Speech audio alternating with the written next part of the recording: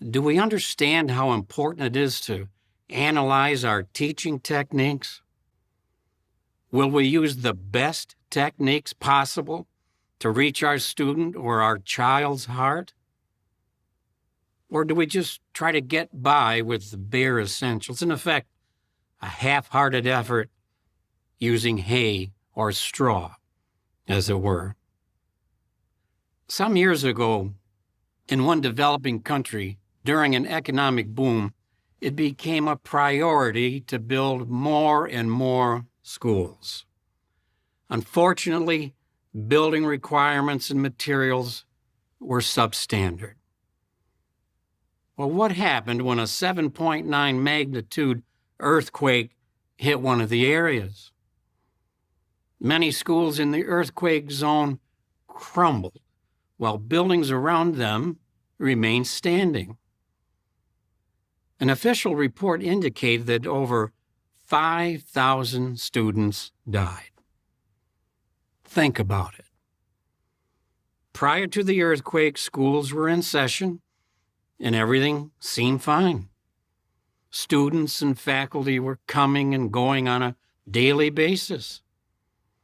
But the unforeseen earthquake proved that the building methods used were not of the quality needed to prevent collapse and terrible carnage. 1 Corinthians 3:13 makes clear that how we build spiritually when teaching Bible students or our children is just as important. Now, notice the sobering point made in verses 14 and 15. If anyone's work that he has built on it remains, he will receive a reward. If anyone's work is burned up, he will suffer loss, but he himself will be saved. Yet, if so, it will be as through fire.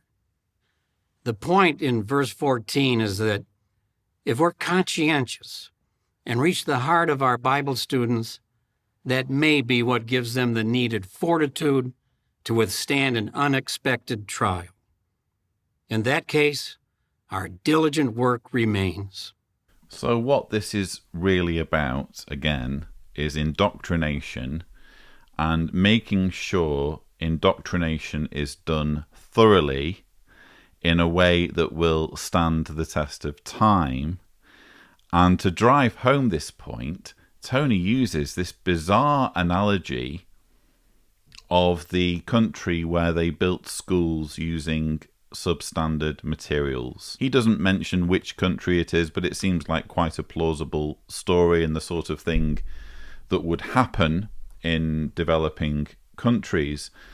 But I have two problems with this story. First of all, it just irks me to hear a governing body member feigning interest in young people, even though Tony and his colleagues are sitting on the details of thousands of individuals who perpetrate crimes against children, who have not been reported to the authorities and are therefore at large within the Jehovah's Witness community and able to just keep on notching up more and more victims. I know in this instance we're talking about literal loss of life, but again, it's hard to take this man seriously when he has such a cavalier attitude towards safety, or demonstrates such a cavalier attitude towards safety in the way he goes about his responsibilities as a religious leader. And by the way, I'm being a little bit careful with how I word things due to YouTube's algorithms and demonetization and all of that sort of thing. If you're a Jehovah's Witness watching this and you have no clue what I'm talking about when it comes to databases and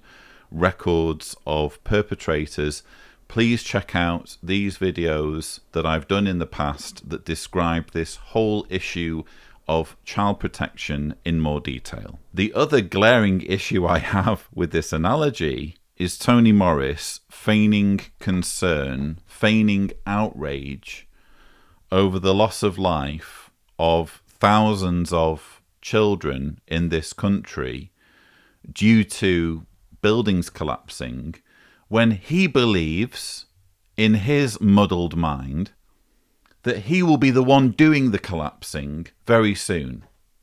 He believes that he will play a part as one of the anointed who supposedly get resurrected just before Armageddon.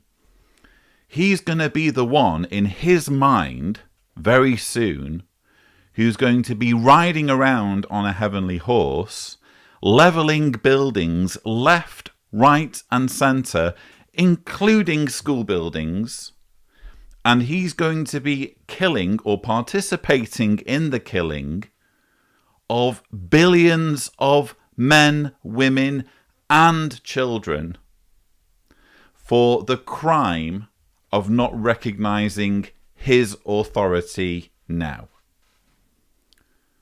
So how is it that he can pretend to give a damn about children, school children dying due to collapsed buildings, when according to his own religious beliefs, which he has espoused from the platform and in the publications that he oversees as someone on the governing body's teaching committee, how is it that this man can have the gall to pretend to be interested in the welfare of children?